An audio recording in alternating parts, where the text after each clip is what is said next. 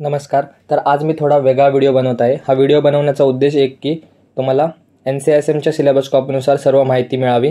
तर आज आपण NCISMच्या सिलेबस कॉपीनुसार अगततंत्र एवं विधिवैद्यक याची सिलेबस कॉपी ॲनालिसिस करणार आहे. तर व्हिडिओ सुरू करूया. तर आज आपण BMS सेकंड प्रोफेशनल इयरमधील अगततंत्र या विषयाबद्दल त्याची सिलेबस कॉपी पाहणार आहोत. तर आपल्याला माहिती आहे की अगततंत्र हा सिंगल पेपर सब्जेक्ट आहे. 100 मार्क्सची थेअरी प्लस 200 मार्क्सचं प्रॅक्टिकल कंपोनंट आहेत. तर त्याच्यामध्ये टोटल 300 मार्काचं अगततंत्र आपल्याला असतं. तर त्यामध्ये थेअरी तर 100 मार्क्सची आहे आणि प्रॅक्टिकलमध्ये डिव्हिजन आहे. 100 मार्क्सचं प्रॅक्टिकल, 60 मार्कांचा वायवा, 10 मार्कचे इलेक्टिव्ज आणि 30 मार्कचं इंटरनल असेसमेंट, असं मिळून टोटल 300 मार्काचं अगततंत्र हा सब्जेक्ट आहे. अगततंत्र हा सिंगल सब्जेक्ट असल्याने त्याला थेअरीमध्ये 50 मार्कांचा पासिंग आहे. आता जर तुम्ही सिलेबस कॉपी खाली स्क्रोल केलं PDF तर तुम्हाला हा एक पॉईंट भेटेल, 6F नावाचा टेबल. त्यामध्ये डिस्ट्रीब्युशन ऑफ थेअरी एक्झामिनेशन दिलेलं आहे. म्हणजे टॉपिकनुसार थेअरीमध्ये किती मार्कांचं वेटेज आहे ते डिस्ट्रीब्युशन तुम्हाला दिलेलं आहे, 6F नावाचा टेबल. तर तो आपण आता पाहूयात. सुरुवातीला कन्सेप्ट ऑफ अगततंत्र, विषचिकित्सा आणि विषाक्त आहार परीक्षा आणि विरुद्ध आहार हे 3 टॉपिक मिळून 13 मार्कांचं वेटेज दिलेलं आहे. व यावर पुढे तुम्ही पाहू शकता की कोणत्या ह्याच्यावर MCQ, SAQ, LAQ येणार आहेत ते सुद्धा इथे दिलेलं आहे. म्हणजे येस, नो. तर ते तुम्ही एकदा बघून घ्या. त्यानंतर गरविष, दुषिविष, विषाचे उपद्रव आणि त्याचे डिसीजेस ह्याला 12 मार्कांचं वेटेज दिलेलं आहे. आता इथे जे पुढे दिलेलं आहे MCQ, SAQ, LAQ, yes, no, ते खूप उपयोगी पडेल जेव्हा तुम्ही अभ्यासाला बसाल तेव्हा कोणता टॉपिक डिटेल करायचा, कोणता शॉर्टमध्ये करायचा हे ह्याच्यावरून ठरवता येतं.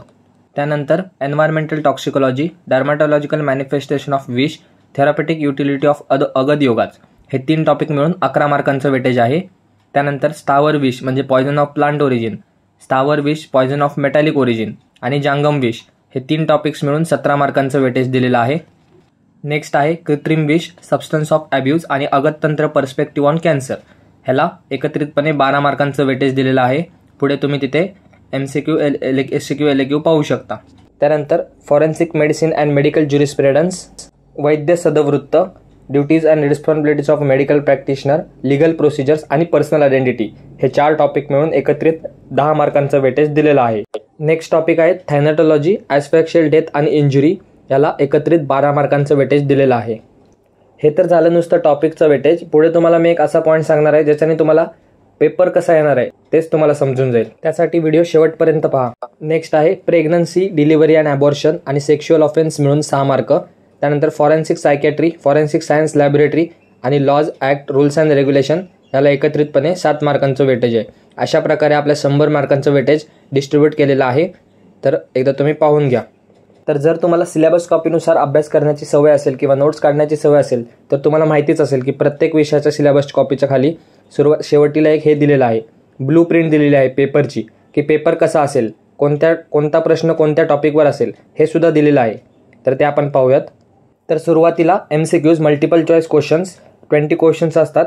इथे ह्यांनी हे पण दिलेलं आहे की कोणत्या टॉपिकवर कोणता MCQ येणार आहे ते तुम्ही एकदा डिटेलमध्ये बघून घ्या. मी त्यात जास्त डिटेलमध्ये शिरणार नाही. फक्त एवढंच की मस्ट टू नोचे 15 MCQ असतात, डिझायर टू नोवरती 3 MCQ आणि नाईस टू नोवरती 2 MCQ असतात. आता इथून पुढे जे मी सांगणार आहे ते खूप व्हेरी इम्पॉर्टंट आहे. तर नीट ऐका. त्यामध्ये SAQ म्हणजे शॉर्ट आन्सर क्वेश्चन, आपल्याला माहिती आहे 8 क्वेश्चन असतात. तर त्यामध्ये 7 हे मस्ट टू नोचे येतात आणि एक प्रश्न डिझायर टू नोचा येतो.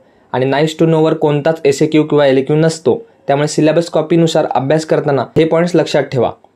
तर बघूयात. पहिला SAQ हा विषाक्त आहार परीक्षा, विरुद्ध आहार, विषाचे उपद्रव, पॉयझन, त्यानंतर गरविष किंवा दुषिविष याच टॉपिकवर येणार. त्यानंतर दुसरा SAQ विष चिकित्सा, थेरापेटिक युटिलिटी ऑफ अगध योगाज, डर्मॅटॉलॉजिकल मॅनिफेस्टेशन ऑफ विष या 3 टॉपिकपैकी एका टॉपिकवर येणार.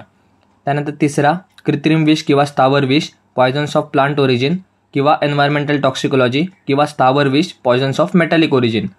चौथा SAQ जांगम विष किंवा कन्सेप्ट्स ऑफ अगततंत्र किंवा वैद्य सदवृत्त ह्या 3 टॉपिकपैकी एका टॉपिकवर येऊ शकतो. पाचवा SAQ एन्व्हायरमेंटल टॉक्सिकोलॉजी, अगततंत्र पर्स्पेक्टिव्ह ऑन कॅन्सर किंवा सबस्टन्स ऑफ ॲब्यूज. 6वा SAQ ॲस्फॅक्शियल डेथ किंवा पर्सनल आयडेंटिटी किंवा injury. 7th SAQ pregnancy, delivery, abortion किंवा सेक्शुअल ऑफेन्स किंवा पर्सनल आयडेंटिटी.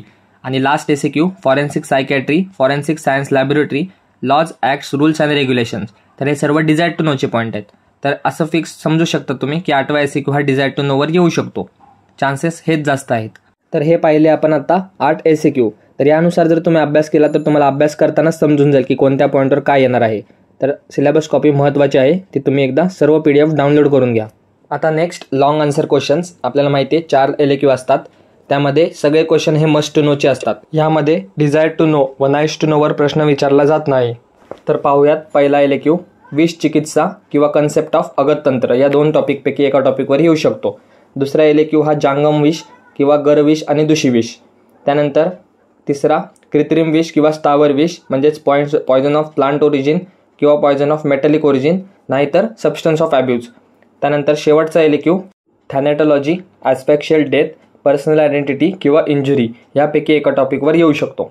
आता NCISMने स्वतःच ही सिलेबस कॉपी दिलेली असल्यामुळे असं तर नाही होणार की ह्याच्या व्यतिरिक्त काही वेगळं येईल. बऱ्यापैकी वेळा हाच पेपर येतो, अशाच फॉर्मॅटमध्ये पेपर येतो. चुकून एखाद्या इयरला ऑड पेपर येऊ शकतो, पण तो पण जास्त ऑड नसतो, यानुसारच असतो. तर ही सिलेबस कॉपी इम्पॉर्टंट आहे, तुम्ही सिलेबस कॉपीनुसार अभ्यास करा. तर ही होती अगततंत्र एवं विधिवैद्यक संबंधित सिलेबस कॉपी ॲनालिसिस. तर जर तुम्हाला व्हिडिओ आवडला असेल तर चॅनलला सबस्क्राईब करा, व्हिडिओला लाईक करा व लवकरात लवकर ही माहिती तुमच्या इतर मित्रांमध्ये शेअर करा. भेटूया एका नवीन व्हिडिओमध्ये नवीन सिलेबस कॉपी ॲनालिसिस सोबत. धन्यवाद. So guys, subscribe Ayurveda Essence for more such videos. You will get all handwritten notes here.